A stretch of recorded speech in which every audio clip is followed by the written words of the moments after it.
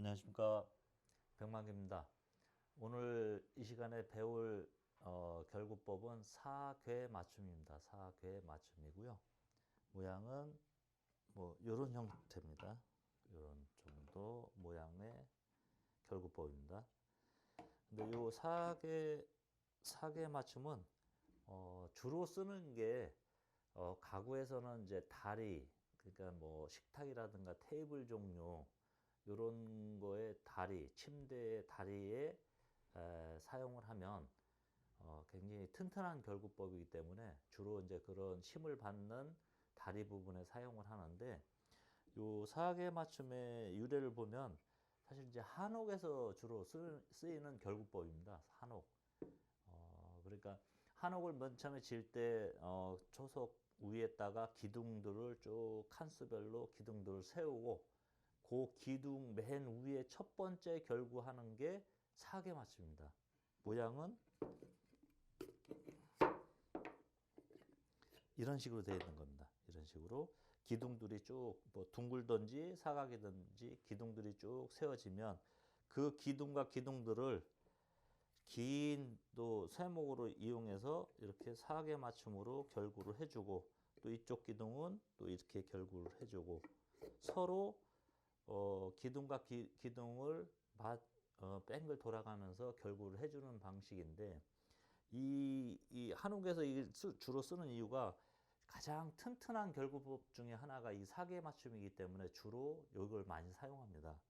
근데 이 결구법을 보면, 사계 맞춤의 결구법을 보면 사실은 이 핵심이 이 턱입니다. 턱. 이런 턱이거든요. 일반적으로 요즘 그 사계 맞춤 하시는 분들을 보면 턱이 없이 잠깐만, 이렇게 이제 민자로 하는 경우가 대부분입니다. 왜냐하면 이제 턱을 만들기 위해서는 계산도 해야 되고 가공도 좀 까다롭고, 그거를 정확히 딱 바들장하고 어플장을 정확히 딱 맞춰서 또 기둥까지 딱 맞춘다는 게 쉽지만은 않습니다. 그러니까 그걸 조금 더 쉽게 하려고 그냥 어플장, 바들장 요 두 개만 이렇게 결구를 한 다음에 그냥 민자로 기둥에다 이렇게 끼워 넣게 되어 있습니다. 요즘은. 근데 이렇게 하면 사실 힘을 하나도 못 받습니다. 이게 어느 쪽 세목이든지 간에 다 놀기 때문에 힘을 못 받습니다. 근데 조금 전에 보신 것 마냥 이 턱이 있는 구조에서는 이렇게 들어가면서 요 세목이 들어가면서 요 작은 큰 기둥의 작은 기둥들을 이렇게 모아주고 또 이쪽 세목이 들어가면서 요 작은 기둥들을 또 이쪽으로 모아주고요. 또 요 작은 기둥들은 이 세목을 또 잡아주고요. 서로 동시에 잡아주기 때문에 엄청 튼튼한 구조가 됩니다.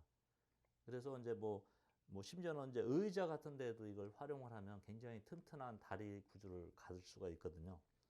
그리고 이제 옛날에 사용했던 데는 사계 맞춤이 이제 뒤주나 이런 이제 큰 광에 이제 광 말고 이제 쌀을 넣어놓는 뒤주라든가 이런 큰 이제 기물을 만들 때 그 기둥들을 세목으로 연결할 때 사계 맞춤으로 이렇게 만드는 게 대부분이었습니다. 그래서 사계 맞춤이라고 통칭으로 부르고 있고요. 그 다음에 이 결부법은 아까 때도 설명드렸듯이 이 턱이 생명입니다. 이 턱하고 이 기둥하고 딱 잡아주면서 들어가야 되는데 그 텐션이 굉장히 중요한데요. 지금 얘는 조금 약간 헐거운 상태고요. 텐션을 이렇게 보면 1차 가공했을 때 이렇게 끼워 놓으면 이 정도로 탁 이렇게 이 정도 텐션으로 싹 들어가야 됩니다. 이게 너무 느슨해 버리면 이렇게 요 작은 기둥들을 여기 있는 작은 기둥들을 못 잡아주니까 놀기 때문에 힘을 못 받는 거고요.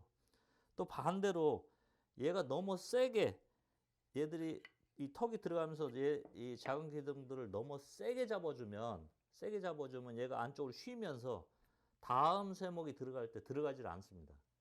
그러니까 이 텐션을 적당히 딱 맞춰줘야 되는데 그게 상당히 좀 까다롭습니다. 그래서 먹금칼을 긋고 먹금칼에 딱 맞게 가공을 해야지만 이 정도 텐션을 유지할 수가 있거든요. 그래서 이 텐션이 굉장히 핵심이기 때문에 가공할 때도 신중하게 하셔야 됩니다. 그러니까 너무 크지도 않고 작지도 않고 딱 들어갔을 때 이 정도 텐션으로 딱 들어갈 정도. 손으로 이렇게 넣었을 때 살짝 들어갈 정도가 제일 좋은 텐션입니다. 요것만 일단은 유념해 주시면 되고요. 또 하나는 이 기둥과 세목이 같은 정각제일 때는 이 가공하기 그리고 가공하기가 아주 쉽습니다. 아주 쉬운데 이 기둥과 세목의 정치수가 아니고 기둥 따로 세목 따로 또 세목도 얘 따로 얘 따로 그렇게 되면은 이제 각각 하나하나를 따로따로 그려줘야 됩니다. 그래서 이제 조금 복잡해지고 가공도 어려워지는데 지금 이 시간에는 가장 쉬운 정각제로 한번 해보겠습니다. 정각제로 한 다음에 이해를 좀 한 다음에 그 다음에 세목이 작아지던가 세목이 둘 다 똑같은 상태에서 작아지던가 아니면 세목이 따로따로 작아지던가 했을 때도 활용할 수 있게 먼저 정각제로 해서 만드는 걸 보여드리도록 그렇게 하겠습니다.